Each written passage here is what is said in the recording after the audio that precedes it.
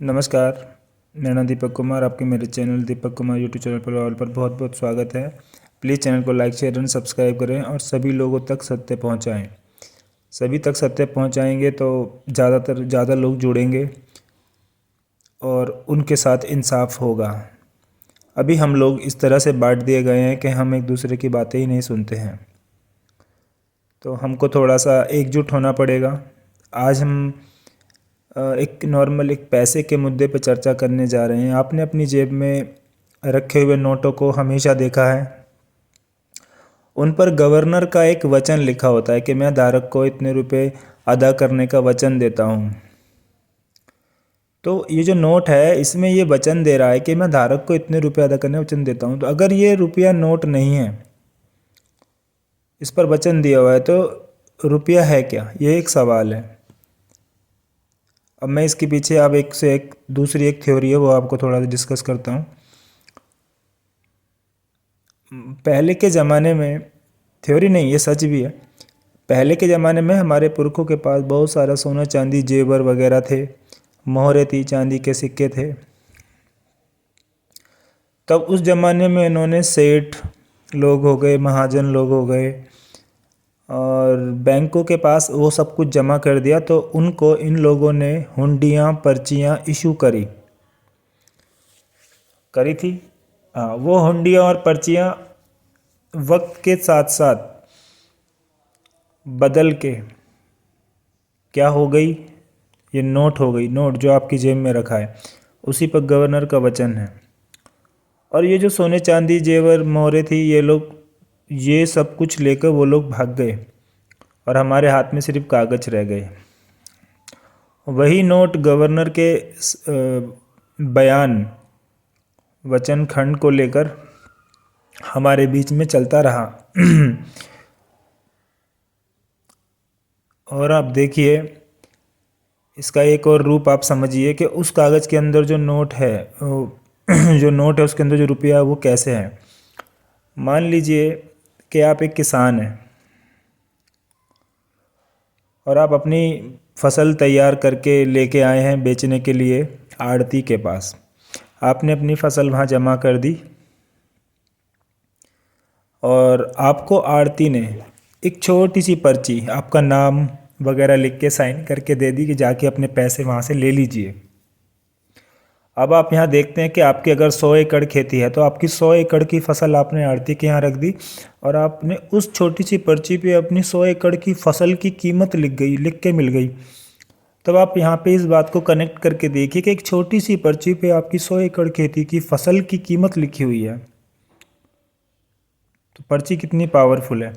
अगर इतनी सी पर्ची में आपकी 100 एकड़ की फसल की कीमत लिखी जा सकती है, तो उस नोट के अंदर वो रुपए की कितनी वैल्यू है, आप क्या ये बात कभी जान पाए?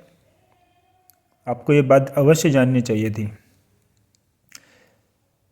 इस बात को जानने के लिए हमने जाना तो हमने पाया कि हमारा जो एक एक रुपया छपता है, एक रुपया जो होता है, रिजर्व बैंक के अनुसार 1 रुपये के बराबर में 0.777 मिलीग्राम 24 कैरेट शुद्ध सोना रखा हुआ है। जब हमें ये बात का पता चला तो हमारे तो होश का ठिकाने ही नहीं रहा, मतलब बेहोश से हो गए लगभग। इतना हमको ऐसे एक से अचंभा सा लगा, पैरों के नीचे ज़मीन निकल गई कि हमारे 1 रुपये की इतनी कीमत है। फिर हम इसके और आगे बढ़े, हमने पता किया कि जी हमारे 1 रुपये की इतनी वैल्यू है तो हमको उतना सोना मिल सकता है। तो वो कहते हैं ये क्या कह रहे हो। उनको खुद जो आज बैंकों में काम कर रहे हैं लोग हैं, बैठे हैं, जो अभी नई नई ज्वाइनिंग है जिनकी, या और भी उससे पहले के लोग ले लो, उनको तो ये कानून, ये रूल, ये नियम दिखाए ही नहीं गए, क्योंकि उनको पढ़ाया ही कुछ और गया है। उनको ये रिजर्व बैंक के कानून, पेपर करेंसी कानून, सन 1882 का paper currency act, coinage act 1906 जो भी है हमारे, ये उन लोगों ने पढ़े ही नहीं।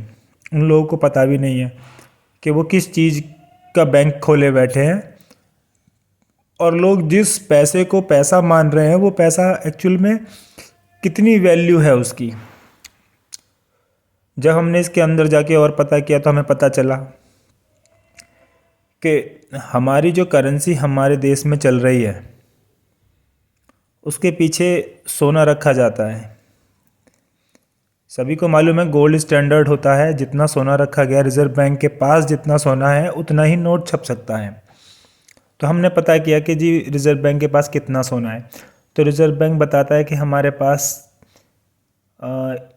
4 लाख करोड़ रुपए के बराबर ही सोना है, थोड़ा आगे पीछे हो सकता है। और उसने बताया कि करेंसी कितनी है, करेंसी थी 2016 से पहले या 16 तक 16 लाख करोड़। सोना रखा है 4 लाख करोड़ का और करेंसी होगी 16 लाख करोड़। ये तो था 16 तक का, जब तक कांग्रेस इस देश में, या उससे पहले भी यही सरकार थी जो आज चल रही है, वही सरकार भी थी, वो भी थी, उससे पहले और भी रही है, मतलब यही सरकारें आगे पीछे आती रही हर स्टेट में और केंद्र वगैरह में। तो हमें पता चला कि 16 लाख करोड़ रुपए देश में चल रहे हैं और सोना 4 लाख करोड़ का रखा हुआ है। तो 12 लाख करोड़ करेंसी सही नहीं है। लेकिन जब नोटबंदी की गई तो उसमें हमारी जो करेंसी है वो 34 लाख करोड़ निकल कर आई बाद में, जब दोबारा नए नोट छपे, ये 2-2 हज़ार के नोट आ गए, 1000 का बंद करके डबल हो गया, तो करेंसी हो गई 34 लाख करोड़। क्योंकि 1000 के नोट जितने में छप रहा है उतने में 2000 का छप रहा होगा, तो इन्होंने 2000 का छाप दिया और 16 लाख करोड़ तो वापस रख लिया, 16 लाख करोड़ इधर उधर कर दिया और उसी से आगे गोलमाल कर दिया। और जबकि 4 लाख करोड़ का ही सोना रखा है, 34 लाख करोड़ रुपए की नोट छाप दिए हैं, लोगों को बांट दिए, और वो नोट कहाँ दिए गए, किसे दिए गए, कोई पता नहीं लगा सकता, क्योंकि किसी के पास इतनी नॉलेज नहीं है, किसी के पास इतनी रिसोर्स नहीं है, किसी के पास पता करने के साधन नहीं है, क्योंकि सारी चीज़ें सेंट्रलाइज हो चुकी हैं। आप मीडिया में जाएंगे बोलने, मीडिया खरीदे हुए हैं, अखबार में जाएंगे, अखबार में आपकी सच्चाई दिखाई नहीं जाएगी।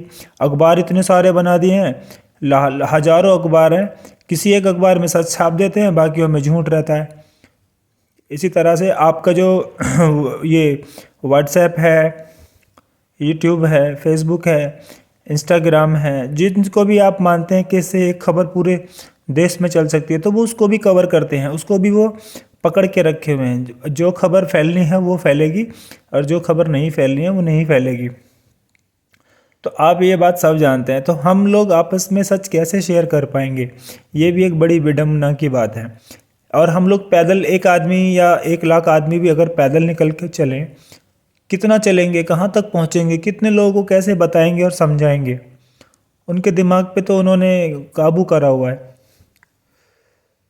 तो अभी हम खैर करेंसी के बारे में बात हो रही है, तो बड़ी गंभीर समस्या हमारे साथ हो चुकी है। इस समस्या पर विचार करने के लिए नस्ल बचाओ रैली 19 नवंबर को करनाल में करने जा रहे हैं, हुडा ग्राउंड सेक्टर 12 में। आइए और इन सभी समस्याओं के बारे में जानिए पहले तो, और इनके समाधान के बारे में फिर चर्चा भी होगी। जब तक हम लोग एक नहीं होंगे, सारे संचार के साधन जो हमारे लिए काम नहीं करेंगे, तब तक हम सत्य नहीं जान पाएंगे। क्योंकि हम लोग गांव-गांव घूम रहे हैं, हमने लोगों का प्यार देखा है, लोगों की भावनाएं समझी हैं, वो बहुत कुछ जानते हैं, लेकिन असहाय से हो चुके हैं।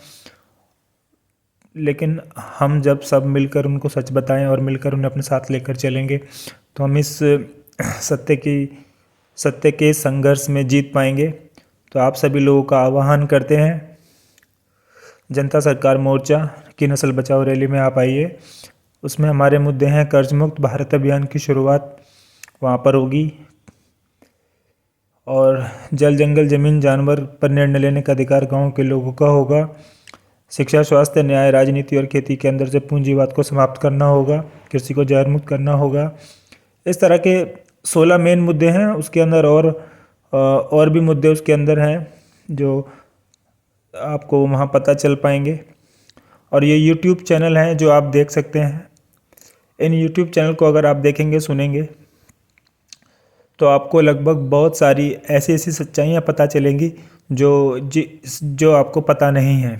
इन चैनलों की रीच को कम कर दिया गया है, और ये सच्चाइयाँ आप तक ना पहुँचे। ये इसलिए भी नहीं पहुँची क्योंकि यूट्यूब चैनल्स हैं। आप किसको जानते हैं? आप जिसको जानते हैं उसी का यूट्यूब चैनल आपके पास है, बाकियों का तो आएगा ही नहीं, क्योंकि वो दिखाना चाहते हैं जो वो दिखाना चाहते हैं। आपके यूट्यूब पर गंदे ऐड वो दिखाना चाहते हैं तो गंदे ऐड आएंगे।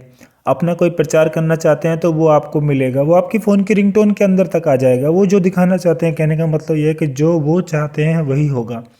आपके पैदल चलने का रिकॉर्ड उनके पास है, आपके सोने का रिकॉर्ड उनके पास है, जागने का रिकॉर्ड उनके पास है, आपकी ख़रीदारी करने का रिकॉर्ड, आपके बैंक का रिकॉर्ड, आपके ज़मीन का रिकॉर्ड, हर बात का डेटा उनके पास है। तो आपको मैनेज करना बहुत बहुत सिंपल है उन लोगों के लिए, क्योंकि वो एक बटन से आपके फ़ोन को बंद कर देते हैं। आपने रिचार्ज नहीं किया, आपका अगले दिन रात 12 बजे से ही बंद हो जाता है ऑटोमेटिक।